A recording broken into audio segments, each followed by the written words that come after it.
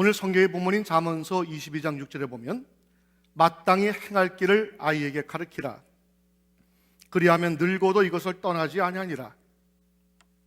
우리나라 말로 굳이 옮겨보자면 3살 버릇 80까지 간다, 그 말이에요.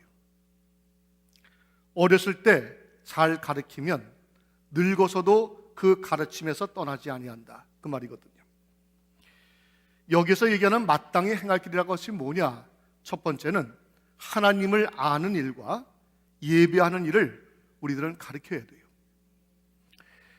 엘리 제사장에게는 2 아들인 홈니와 비느하스가 있었어요.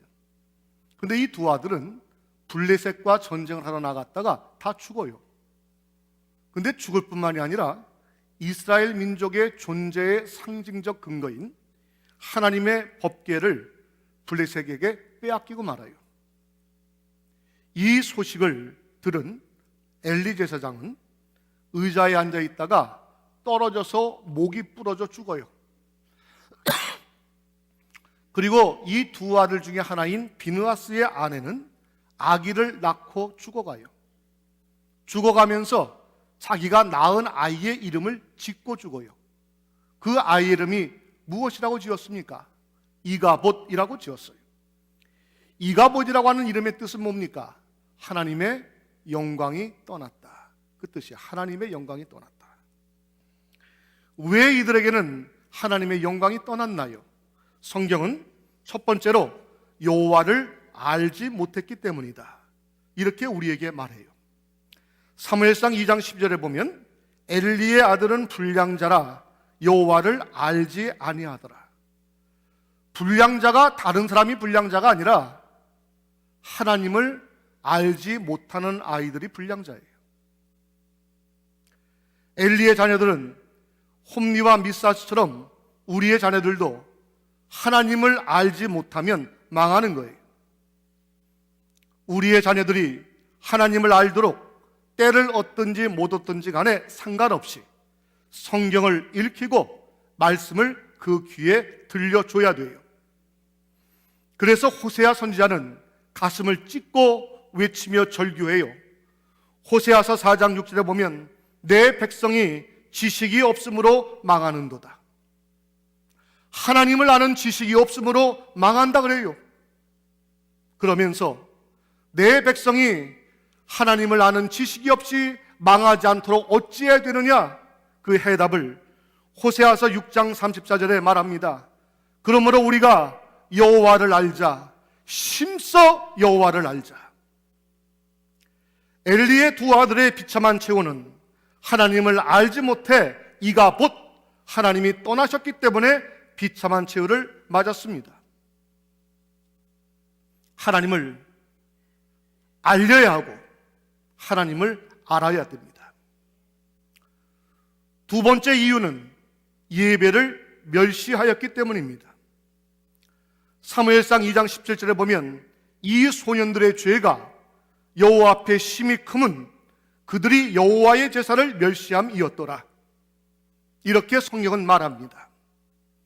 하나님의 제사를, 예배를 가벼이 여기고 경멸하고 멸시한 자들, 이러한 죄가 하나님 앞에 크다라고 하는 겁니다. 예배를 귀히 여겨야 됩니다. 하나님은 신령과 진정으로 예배하는 자를 찾으시고 진정으로 예배하는 그 한 사람, 그 예배자를 찾으신다고 하셨는데 엘리의 2 아들의 비참한 최후는 예배를 가벼이, 예배를 멸시해서 이가봇, 하나님이 떠나셨기 때문에 비참한 최후를 맞게 됐습니다. 이스라엘에 패트릭스라고 하는 역사가가 있었습니다. 제가 간혹 이러한 말씀을 드렸지만 그는 이스라엘의 역사를 연구하던 중에 이상한 가문을 하나 발견하게 됩니다. 그 가문의 특징은 모든 자녀들이 20세를 넘기지 못하고 죽습니다. 그래서 남자건 여자건 관계없이 15살을 전후해서 시집장가를 보냅니다. 왜? 대가 끊기지 않아야 되니까. 그래서 이 가문을 쭉 타고 올라가 봤더니 놀랍게도 이 가문이 엘리 제사장의 가문이었습니다. 하나님의 말씀이 그대로 이루어졌습니다. 사무엘상 2장 31절 33절을 보면 보라, 내가 내 팔과 내 조상의 지팔을 끊어 내 집에 노인이 하나도 없게 하는 날이 이를지라. 내 집에서 출산되는 모든 자가 젊어서 죽으리라. 하나님을 알지 못하고 예배를 멸시하는 자녀들에 대한 경고입니다. 우리의 자녀들에게 하나님이 누구신지를 잘 알려야 합니다. 우리의 자녀들에게 예배에 목숨 걸고 예배 잘 드릴 수 있도록 이끌고 가야 합니다. 애들이 싫어한다고, 애들이 귀찮아한다고, 몇 번 얘기를 했는데 아이들이 듣지 않는다고 그냥 그렇게 포기해서는 안 됩니다. 오늘 우리들이나 자녀들이 여호와를 알지 못하고 예배를 경시하고 멸시하고 가벼이 여긴다면 엘리의 두 아들 홈니와 비느하스와 같이 우리들의 자녀들에게도 이가 곧 하나님의 영광이 떠나게 됩니다. 하나님의 영광이 떠나면 우리들의 자녀들도 별 수 없습니다. 엘리의 아들처럼 비참해지고 망하게 되어집니다. 하나님을 알고 마음 깊이 성령과 은혜를 사모하며 진정한 예배를 드릴 때 그 예배가 나를, 우리의 자녀들을 치료하고 회복시키고 그 예배를 통하여 우리가 다시 살아나게 되어지는 겁니다. 이게 예배의 역사입니다. 예배가 병든 내 몸을 튼튼하게 하고 빈궁한 삶을 부욕케 합니다. 예배가 슬프던 마음 위로받게 하고 이생의 풍파를 잔잔하게 합니다. 예배는 성령의 체험입니다. 이스라엘이 광야를 생활을 할 때 늘 항상 법궤를 앞에 놓고 갔듯이 오늘 우리들과 우리들의 자녀들의 인생도 인생의 광야를 걸어갈 때 예배를 앞에 놓고 가야 합니다. 예배가 우리들과 자녀들의 인생을 이끌고 갑니다. 그러므로 우리들의 자녀들에게 마땅히 행할 바를 가르쳐야 됩니다. 하나님을 아는 일을 가르치고 예배를 가벼이 여기거나 멸시해서는 안 된다고 하는 것을 분명하게 가르쳐야 됩니다. 바로 이와 같은 것들을 마땅히 할 일을 힘써서 가르쳐서 늙어서도 우리의 자녀들이 그 믿음의 자리, 예배의 자리를 떠나지 않도록 해야 합니다. 두 번째에 마땅히 행할 길은 뭐냐? 하나님을 존중히 여기도록 우리는 가르쳐야 됩니다. 어느 교회에서 주일학교를 맡고 있는 한 집사님이 인터넷에 올린 이야기가 하도 재미있어 한번 옮겨봅니다. 매일같이 하는 학원 수업 시간 2시간은 짧다고 하면서 일주일에 한 번 드리는 예배 시간 1시간은 길다고 합니다. 교회 학교에 다니는 딸의 주일원금은 1,000원이 아까운데 교회 끝나고 나가다가 먹는 양념통닭은 8,000원 줘도 전혀 아깝지 않다고 합니다.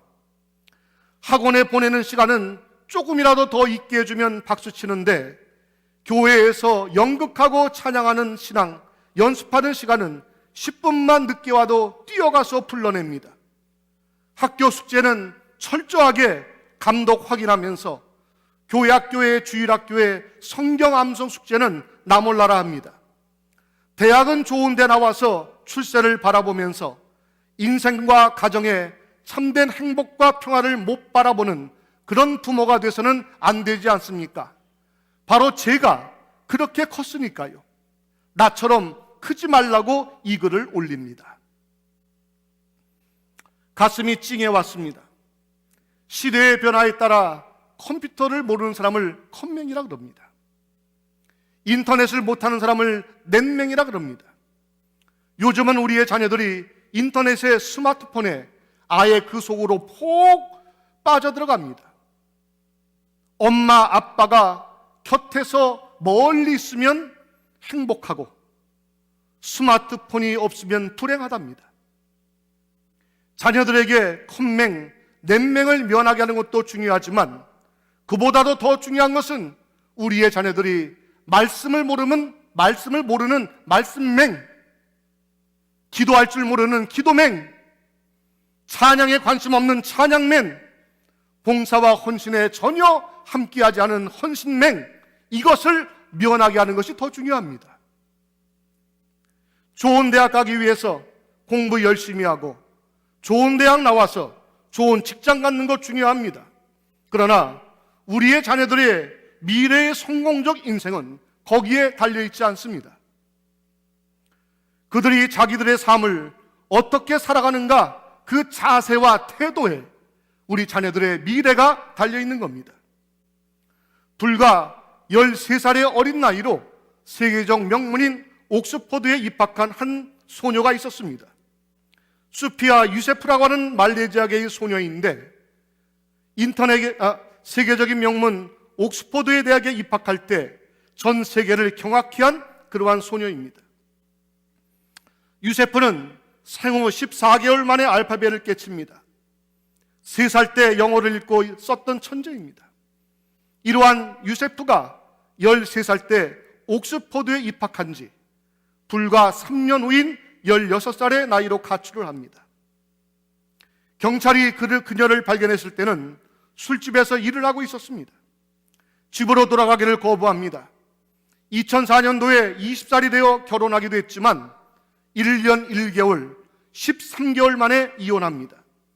그리고 지금은 29살이 된 유세프는 마약에 쩔어 수용소에 있습니다. 삶을 가르치지 않고 인생을 가르치지 않고 지식만 가르치면 이렇게 됩니다. 자녀들이 적당하게 하나님 믿게 해서는 안 됩니다. 자녀들이 예수 잘 믿는 거 두려워하지 말아야 됩니다. 자녀들이 교회의 봉사와 헌신생활하는 것을 낭비라고 생각해서는 안 됩니다. 자녀들의 신앙 투자에 인색하지 말아야 됩니다. 과수원의 과일도 거름을 준 만큼, 잘 돌보는 만큼 자라나고 열매를 맺습니다. 우리의 자녀들에게도 성경을 통하여, 교회를 통하여 신앙이라고 하는, 은혜라고 하는 걸음을 충분히 줘야 됩니다. 우리의 자녀들이 잘 되고 우리 자녀들의 미래가 보장받는 길입니다. 우리의 자녀들의 마음의 정원에 세상의 잡초와 세상의 잡다한 나무들이 너무 많이 심겨져 우거지기 전에 하나님을 존중히 여기는 성경의 나무를 심어줘야 합니다. 그래서 우리의 자녀들의 마음의 정원 안에는 말씀의 열매가, 기도의 열매가, 은혜의 열매가 무럭무럭 잘 자라나 우거지게 해드려야 됩니다. 이러한 신앙의 길을 한마디로 표현하자면 하나님을 존중히 여기는 자녀들이 되자라고 하는 겁니다. 왜? 우리의 자녀들이 하나님을 존중히 여기면 하나님께서 우리의 자녀들을 존중히 여기시기 때문입니다. 사무엘상 2장 30절에 보면 나를 존중히 여기는 자를 내가 존중히 여기고 나를 멸시하는 자를 내가 경멸하리라 말합니다. 하나님이 우리의 자녀들을 존중히 여기시는 것, 그것만큼 더한 축복이 어디에 있겠습니까? 하나님이 우리의 자녀를 존중히 여겨주시면 그 자녀들은 형통한 역사를 살게 되어질 겁니다. 훌륭한 자녀는 내가 만드는 게 아닙니다. 훌륭한 자녀는 하나님께서 만드시는 겁니다. 하나님이 함께 하시는 말씀 따라 신앙으로 커간 자녀들의 인생은 반드시 복받고 교회와 사회와 이웃에게 꼭 필요한 인물이 되고 부모에게도 효도하게 되어집니다. 우리들의 자녀들에게 마땅히 행할 길을 가르치라. 하나님을 존중히 여기는 자녀들이 되도록 가르쳐야 됩니다. 그러면 우리의 자녀들은 늙어도 하나님을 존중히 여기는 믿음의 자리에서 떠나지 않게 되어집니다. 세 번째 마땅히 행할 길은 뭐냐? 신앙적 가치관을 갖도록 가르쳐야 됩니다. 아이들이 커가면 부모는 같이 있고 싶어 하지만 아이들은 점점 부모를 거리를 두고 떠나기 시작합니다. 부모들이 어느 때까지 아이들 옆에 꼭 붙어서 잔소리할 수 있다고 생각합니까? 방법은 하나뿐입니다. 언제든지 어디에 있든지 간에 우리의 자녀들이 무엇이 옳고 무엇이 그르고 이것은 해야 하고 이것은 해서는 안 되고 등등을 스스로 판단하고 분별할 수 있는 신앙적 가치관을 우리의 아이들에게 심어주는 것이 중요합니다. 자녀들이 듣기 싫다고 해서, 자녀들이 반항한다고 해서 자녀들의 상황과 이유들을 들면서 가르쳐야 될 것을 제때에 가르치지 못하고 포기한다면 얼마 후에 그 가정은 그 아이들 때문에 근심과 걱정의 눈물이 생길 겁니다. 그러나 자녀들이 싫어할지라도 신앙적 가치관과 믿음의 삶을 엄하게라도 가르치면 얼마 후 그 가정은 그 자녀들로 인해 감사와 기쁨이 깃드는 가정이 될 것입니다. 이 신앙적 가치관의 형성은 말씀과 기도로만이 가능합니다. 우리의 자녀들은 어차피 세상에 들어가서 삽니다.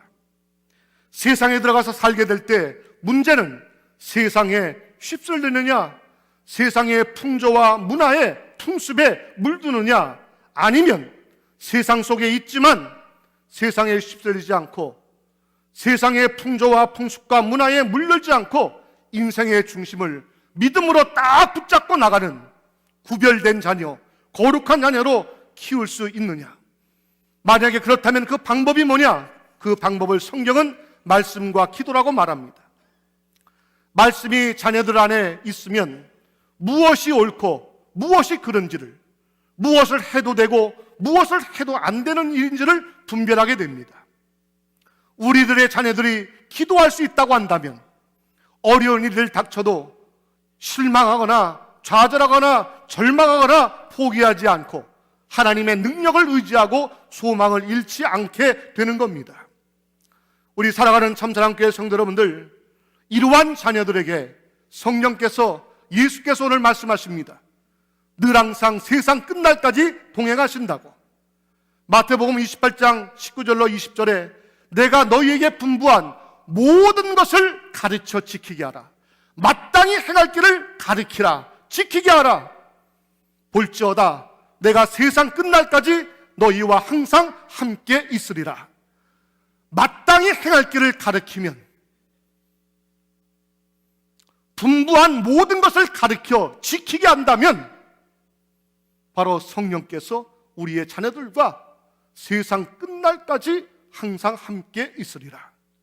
얼마나 큰 축복입니까?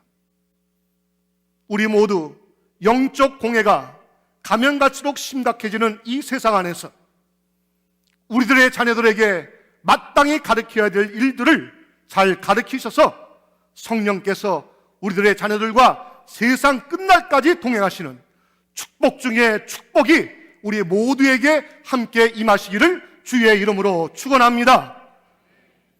마지막은 역시 네 번째는 부모입니다. 신방 가면 아이들이 막 정신없이 굴어요. 그러면 그 집사님이 한 말씀 했어요. 쟨 누구 닮아서 그래? 누구 닮아서 저래? 그러면 전 속으로 그래요. 누군 누구야 당신이지. 자녀들의 모습에서 부모된 우리들의 부족한 모습을 볼 수 있다면 그건 은혜예요.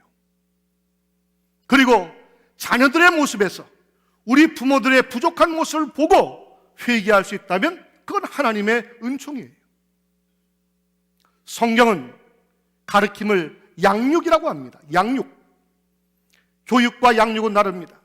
부모는 거짓말하면서 아이들에게 거짓말하지 말아라 가르칠 수 있습니다. 그러나 그렇게 가르친들 무슨 소용이 있겠어요? 결국 자녀들도 거짓말합니다. 부모가 정직하게 살아갈 때 아이들이 부모의 정직하게 사는 그 모습을 보고 정직하게 사는 겁니다. 부모가 돋보기 넘어 성경책을 볼 때 아이들도 성경을 보며 자라납니다. 부모가 말씀을 붙들고 기도하고 찬송하며 살아갈 때 우리의 아이들도 그 부모의 모습을 보며 그렇게 자라나는 겁니다. 어느 교회에 사경의 집회를 인도하러 갔습니다.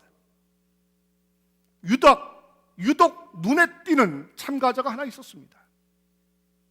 아이들 하나 없고 양손에 아이들 하나를 손을 붙잡고 아이 3명을 붙들고 집회마다 참여하며 은혜를 받더라고요.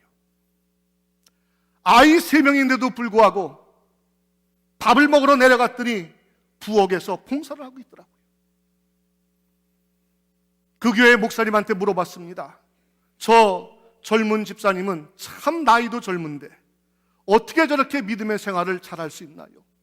그 목사님이 딱 한마디 합니다.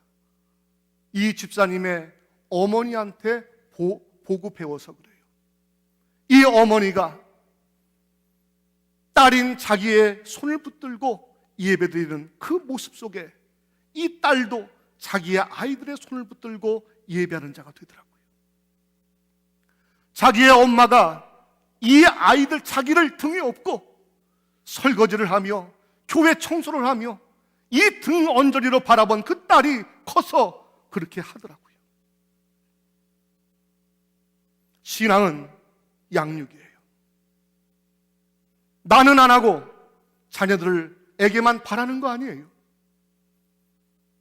내가 안 하고 자녀들한테 바랄 때 아무리 부모지만 아이들이 속으로 뭐라 그러겠어요? 엄마나 잘해, 아빠나 잘해. 먼저 부모된 우리들이 그렇게 살 때 그런 부모님의 모습을 눈으로 보고 몸으로 느끼며 자라난 아이들도 그렇게 되는 겁니다. 이게 양육입니다.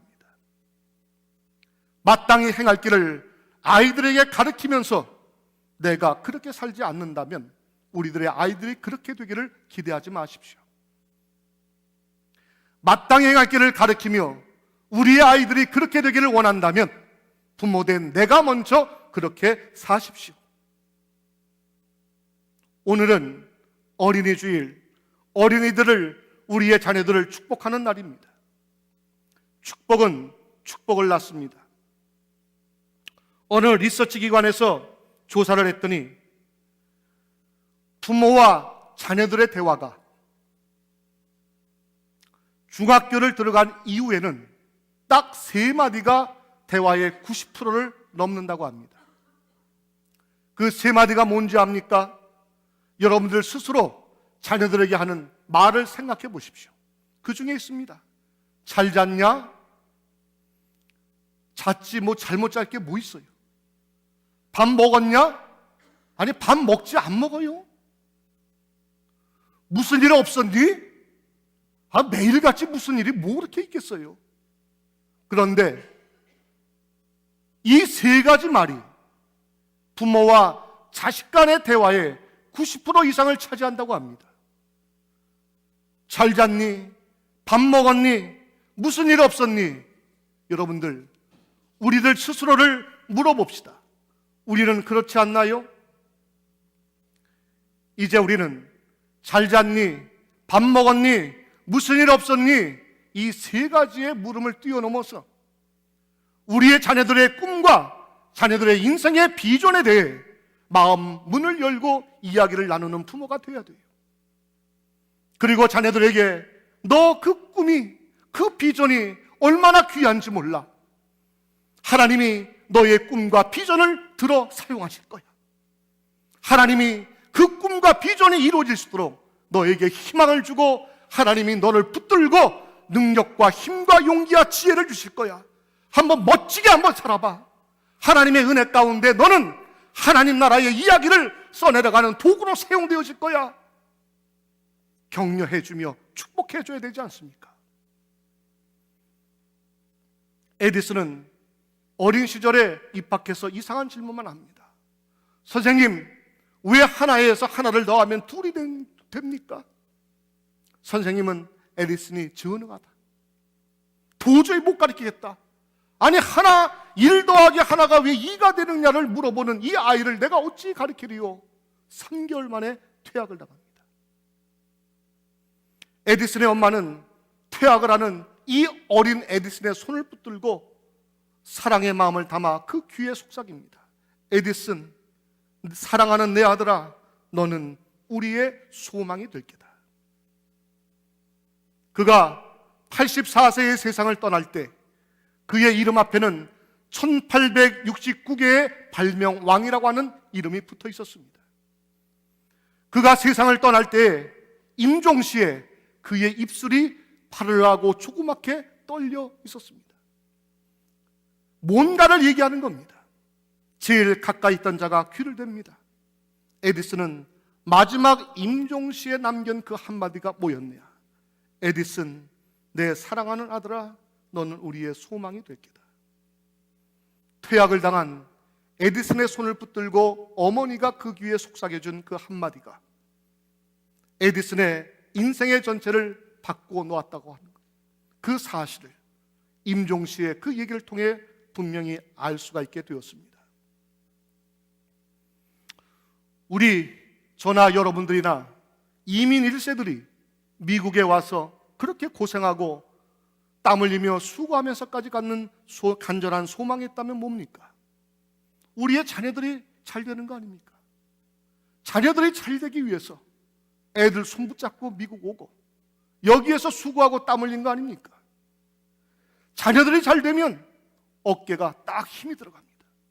그 사실 하나만 갖고도 그동안의 고생과 눈물이 한꺼번에 싹 씻어지고 마음의 위로를 받고 소망을 갖게 됩니다. 우리 사랑하는 참사랑교회 성도 여러분들, 아직 늦지 않았습니다.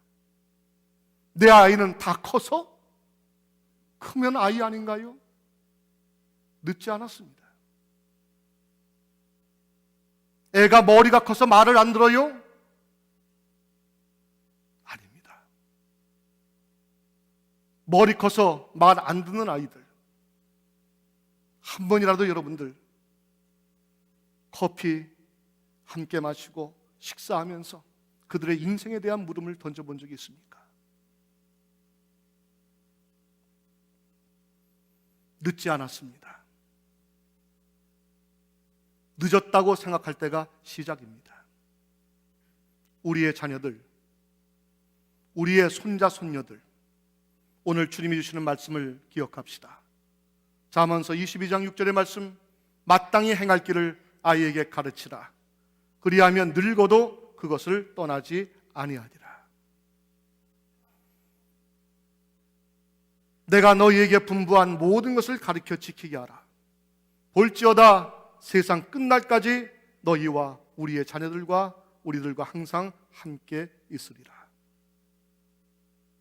마땅히 행할 길 첫 번째, 하나님을 알고 예배를 멸시하지 않도록 예배를 귀히 여기게 힘써서 가르쳐야 됩니다.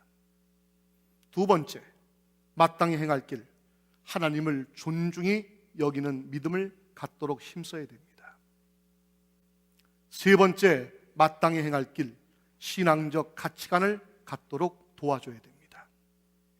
네 번째, 양육, 먼저 부모된 우리들이 하나님을 알고 예배를 귀히 여기는 일에 모범을 보이고 하나님을 존중히 여기고 세상 안에서도 분명한 신앙의 가치관을 갖고 살아가는 그 모습을 우리의 자녀들이 봐야 됩니다.